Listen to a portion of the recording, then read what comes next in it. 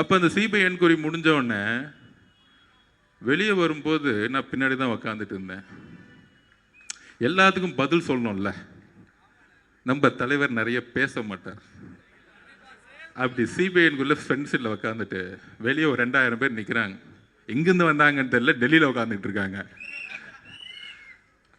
திடீர்னு என்ன தெரிஞ்சதுன்னு தெரில, அந்த ராயப்பன் படத்தில் சொன்னார் பாருங்க, அதே மாதிரி டிரைவரை பார்த்து அப்புறம் திரும்பி இப்போ பின்னாடி உட்காந்தேன்.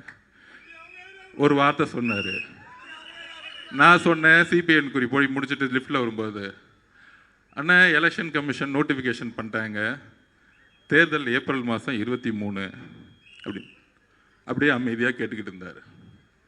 வண்டியில் உக்காந்துட்டு டக்குன்னு டிரைவரை பார்த்து மேலே வந்து கிளாஸ் ஓப்பன் பண்ணுங்கன்னு சொன்னார். எனக்கு அப்பையும் இன்னும் அண்ணன் காற்று வாங்கிறதுக்கு பண்ணுறாரா அப்படின்னு நினச்சேன். அப்புறம் ஒரு குரல் வந்துச்சு, என்ன அர்ஜுன் ஆரம்பிச்சிடலாமா இங்கிருந்தே அப்படின்னு கேட்டார்.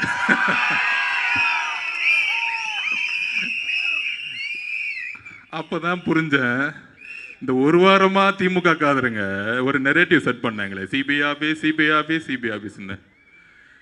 இந்த 8 மாசமா முதலமைச்சர் ஸ்டாலின் பார்த்து பயந்த ஒரே தலைவர் எங்களுடைய தலைவர்.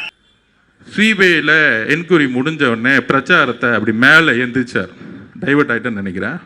இதுதான் நம்ம பிரச்சனை, ஏன்னா அவ்வளோ கோவம் உள்ள இருக்கு. அப்போ மேலே எந்திரிச்சாரு. அப்படி எந்திரிச்சு மேலே நின்று ஆரம்பிக்கலாமான்னு கேட்டாரு. அப்படி மேலே எந்திரிச்சு என்ன பண்ணாருன்னா சிபிஐ ஆபீஸ்குள்ளேருந்தே மேலே எந்திரிக்கிறாரு. அண்ணனுக்கு தைரியம் இருக்கு, அது வேற மாதிரி தெரியும். அப்ப எந்திரிச்சு அந்த கேட்டுக்கு வெளியே வந்து மேல பார்த்துட்டு அங்க 2000 பேர் நான் கையை காமிச்சிட்டு பத்திரமா இறங்கிட்டு, இது போதுமா அப்படின்னு கேட்டார். இது போதும்னு அப்படின்னு நானும் சொன்னேன். அப்ப இன்னுமேட்டு இந்த எஸ்ஓபி இதெல்லாம் கிடையாது இல்ல அப்படின்னு கேட்டார்.